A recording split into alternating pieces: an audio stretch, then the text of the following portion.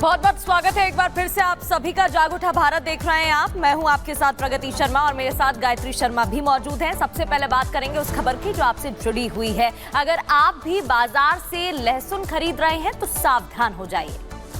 बिल्कुल, कहीं ऐसा ना हो कि आप लहसुन लेने के चक्कर में चाइनीज लहसुन ले आए। असल में सेहत के साथ ये चाइनीज जो लहसुन है वो खिलवाड़ कर रहा है और इसी कड़ी में अब ये जो मामला है वो कोर्ट जा पहुंचा है, जिसको लेकर आज सुनवाई होने वाली है। ये पूरा मामला क्या है और क्यों खतरनाक है चाइनीज लहसुन, इस रिपोर्ट में समझिए।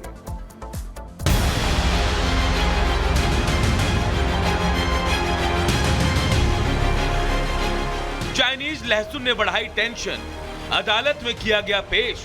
कोर्ट ने फूड सेफ्टी डिपार्टमेंट को किया तलब, जांच करेगी फूड सेफ्टी डिपार्टमेंट। चाइनीज लहसुन ने लोगों की चिंता बढ़ा दी है। चिंता ऐसी कि मामला इलाहाबाद हाई कोर्ट पहुंच गया। कोर्ट में अधिवक्ता मोतीलाल यादव ने चीनी लहसुन को लेकर एक जनहित याचिका डाली है, जिस पर कोर्ट ने चीनी और देसी लहसुन को कोर्ट में तलब कर लिया। फिर क्या था, वकील साहब दोनों लहसुन लेकर कोर्ट पहुंचे, जहां इसको जांचा गया और अब यूपी के फूड सेफ्टी और ड्रग डिपार्टमेंट के चीफ को कोर्ट बुलाया गया है।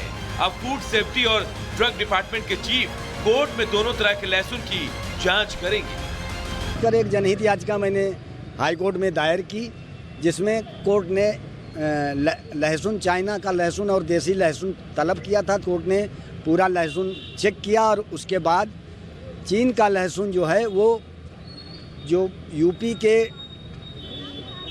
फूड सेफ्टी और ड्रग डिपार्टमेंट के लेबोरेटरी के जो चीफ हैं उनको कल तलब किया है और उनसे रिपोर्ट मंगाई है कि इसमें खाने से क्या क्या नुकसान हो सकते हैं।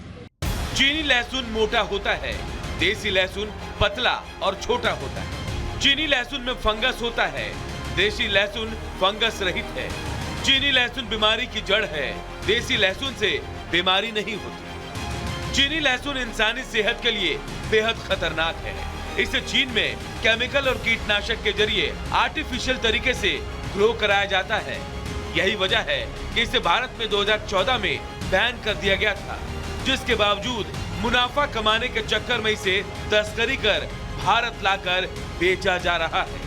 इंडिया में जो लहसुन का उत्पादन होता है वो पर्याप्त मात्रा में होता है, लेकिन फिर भी इन लोगों ने, चूंकि ये तस्कर हैं, जब ऑलरेडी बैन है तो इंडिया के अंदर लहसुन आया कैसे? तो ये बांग्लादेश और नेपाल के माध्यम से ये कस्टम विभाग के अधिकारियों की मिलीभगत से ये लहसुन इंडिया में आ रहा है और मार्केट में बिक रहा है।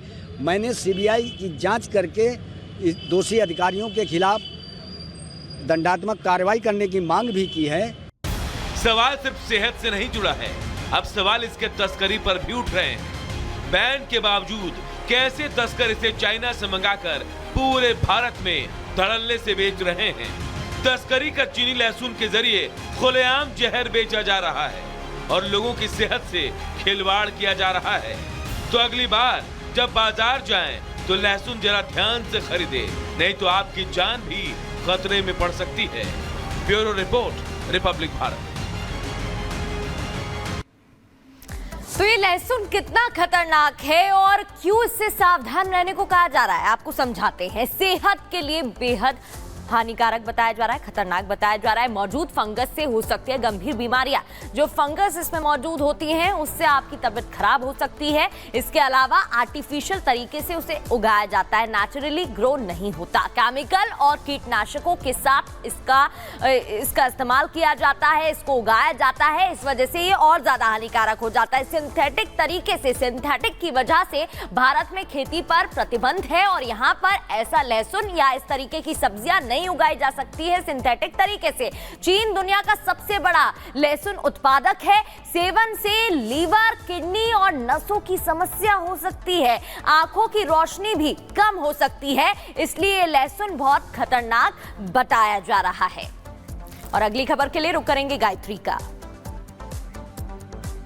और चलिए बात करते हैं बिहार की। बिहार भी गजब है और यहाँ की जो स्वास्थ्य सेवाएं हैं उनकी जो हालत है वो किसी से छिपी नहीं है। और आपको बता दें, बड़ी बात यह है कि अभी 20 दिन पहले ही बिहार के हाजीपुर में जिस अस्पताल का उद्घाटन हुआ है वहां पर बिजली नदारद दिखाई दी।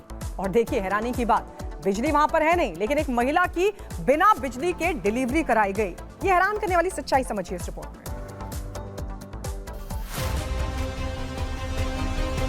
1:30 बजे से लाइट नहीं है, नीचे से लेकर के ऊपर तक पानी नहीं है। पानी में ये है परेशानी से। अच्छा, यहाँ पर टंकी में पानी नहीं है? नहीं, ये पानी खत्म हो गया।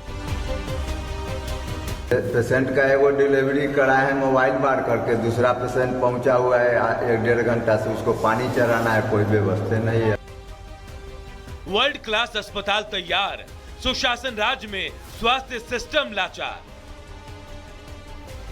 अस्पताल में अंधेरा, सिर्फ नाम के लिए सुविधा। ये बिहार है जहां के मुखिया राज्य में सुशासन का ढिंढोरा पीटते नहीं थकते, अपने सूबे में वर्ल्ड क्लास सुविधा होने का दावा करते नहीं रुकते। वहीं की एक तस्वीर भी सामने आई है जहां हाजीपुर के सहदेई सामुदायिक स्वास्थ्य केंद्र के स्टाफ इतने काबिल हैं कि वो मोबाइल की रोशनी में ही डिलीवरी करवा सकते हैं। न बिजली की जरूरत है न पानी की, बस हाथ में मोबाइल और टॉर्च लिया और डिलीवरी करवा दी। हमारे प्रभारी सर के 2 बार फोन किया, कोई अभी तक के कोई उत्तर नहीं है। अच्छा, प्रश्न के कोई जवाब नहीं है। आपने फोन किया था सर को? हाँ, हम 2 बार फोन किए हैं गार्ड साहब के मोबाइल लेकर के। अच्छा, हम लोग बाहर जाकर के घूमे हैं उतनी रात में, गर्मी से हालत खराब है। पेशेंट अभी आई, एक पेशेंट को तो हमने डिलीवरी करा दिया किसी तरह मोबाइल बार के। अब अच्छा, हम लोग के पास अगला जो डिलीवरी हुआ है वो मोबाइल बार के हुआ है। बिजली कितने बजे से नहीं है? 1:30 बजे से। जनरेटर की सुविधा है? जनरेटर की सुविधा है, चलाने वाला नहीं है, वही गायब है। वही गायब है। ये उस CHC की हालत है जिसका उद्घाटन हुए 20 दिन हुए हैं।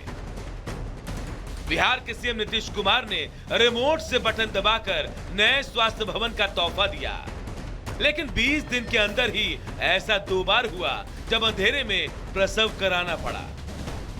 मौके पर ना अस्पताल प्रभारी ना किसी की जिम्मेदारी। अभी पेशेंट आया तो उसको कैसे डिलीवरी करवाइएगा? क्या करें, छोड़े हुए हैं। हम प्रभारी सर को ये भी कहे कि हम पेशेंट को यहाँ से लौटा रहे हैं सर, हम अंधेरा में क्या करें? डिलीवरी अंधेरे का चीज नहीं है, जिम्मेवारी मेरा है डिलीवरी का। प्रभारी सर के बाद में कुछ होगा, पहले स्पॉट पर हम हैं, हमारे साथ समस्या है। ऐसा न मेरे साथ में ऐसा एक दिन और हुआ है, यही हॉस्पिटल नाइके हॉस्पिटल में। अच्छा, एक रोज और शुक्र के दिन, पिछले शुक्र के दिन उसी तरह 2 घंटा तक लाइट नहीं था, कोई नहीं सुनने वाला था। अंत में जो ये मकान बनाए हैं ठेकेदार, उनका जनरेटर 1 घंटा चला है, उसके बाद लाइन आई है। स्वास्थ्य मंत्री भी सुन लेते तो उनको भी यकीन हो जाता कि बिहार के डॉक्टर और नर्स कितने काबिल हैं, अंधेरे में तीर चला सकते हैं और वो भी निशाने पर। लाइट नहीं है, जब से कटा आया नहीं है बोला गया, तो फिर हाँ भेज रहे हैं, वो कर रहे हैं, यही सब चल रहा है। जनरेटर सुविधा है, चलाने वाला नहीं था। कितने समय से लाइन नहीं है अपने यहाँ? अभी 2 घंटे से लगभग। पेशेंट है? पेशेंट है, तो कैसे आप लोग काम कीजिएगा सर जब बिजली नहीं है? अभी तो गई है, बिजली में परेशानी तो हो रही है। बैकअप था, बैकअप खत्म हो गया ऊपर इन्वर्टर का। करोड़ों की लागत से 6 सितंबर को इस अस्पताल का उद्घाटन हुआ, लेकिन इसका क्या फायदा मिला? अंधेरे में डिलीवरी हो रही है, भगवान भरोसे अस्पताल का संचालन हो रहा है और बिहार का सुशासन इन सब से बेखबर गहरी नींद में सो रहा है। Bureau report, Republic.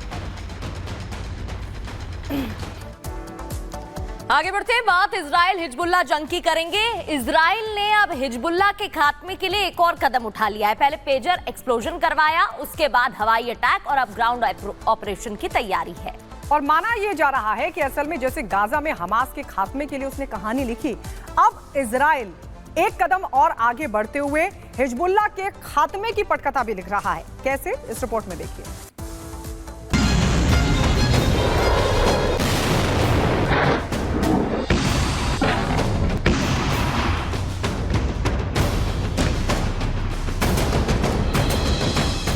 लेबनान पर पिछले 8 दिन से इजराइल लगातार हमले कर रहा है। मिसाइल, रॉकेट लॉन्चर और ड्रोन से अटैक कर पूरे लेबनान को दहला रहा है।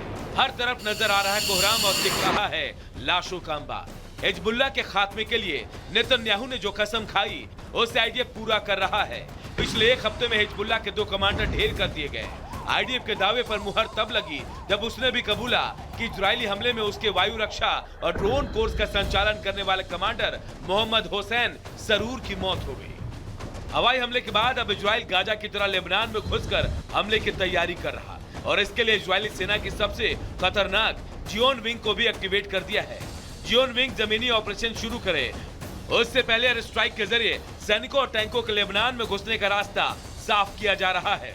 आईडीएफ हिजबुल्लाह के गढ़ में अपने ग्राउंड ऑपरेशन को कैसे अंजाम दे रहा है, इसके लिए भी उसने युद्धाभ्यास शुरू कर दिया है। एक तरफ हिजबुल्लाह के अंत का दिन करीब है तो दूसरी तरफ आतंकियों ने भी एक वीडियो जारी किया जिसमें हिजबुल्लाह के दहशतगर्द इजराइल की तरफ गोला बारूद दागते नजर आ रहे हैं। लेबनान में शरण लिए हिजबुल्लाह पर इजरायली हमले से दुनिया में हड़कंप मच गया है। इजराइल लगातार बम वर्षा कर रहा है। आईडीएफ का दावा है कि पिछले 7 से 8 दिन में 1500 से अधिक मौतें हुई और 5000 से अधिक लोग घायल हुए। नेतन्याहू की कार्रवाई से मिडिल ईस्ट में जंग का खतरा मंडराने लगा है और अब ऐसे में जंग को रोकने के लिए अमेरिका और फ्रांस आगे आए हैं। संयुक्त राष्ट्र में अमेरिका और फ्रांस ने एक इमरजेंसी बैठक की और नेतन्याहू से 21 दिन के लिए युद्ध रोकने को कहा। बाइडेन ने कहा कि जंग रोकने का वक्त आ गया है। सीज फायर के लिए इजराइल लेबनान आगे आए। जंग किसी के हित में नहीं है, कूटनीति से समाधान संभव है। लेकिन नेतन्याहू ने युद्ध विराम की बात अनसुनी कर दी। कहा अमेरिका फ्रांस ने सिर्फ एक प्रस्ताव दिया लेकिन हम हिजबुल्लाह से कोई सीज फायर नहीं करेंगे। जंग जीतने तक लेबनान पर हमले जारी रहेंगे। मतलब साफ है कि नेतन्याहू ने बाइडेन और मैक्रो का प्रस्ताव ठुकरा दिया और अपनी पूरी ताकत से लड़ाई जारी रखने के कसम को पूरा करने में जुट गए हैं। हिजबुल्लाह को खत्म कर देंगे। मैं जो कुछ भी कर रहा हूं उसकी जानकारी नहीं दे सकता, लेकिन मैं आपको एक बात बता सकता हूं कि मैं अपने निवासियों की सुरक्षित